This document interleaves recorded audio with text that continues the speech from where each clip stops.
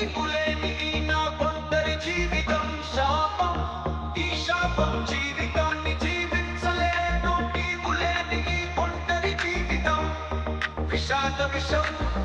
ఈ హృదయంపై అమృతపు పరులు కురిపించాను, కానీ నీవు నా హృదయానికి హాలాహలం అందించి నన్ను ఒంటరి చేసి నన్ను విరచి పెడలిపోవడానికి నీ హృదయం నిజంగా అంగీకరించిందా?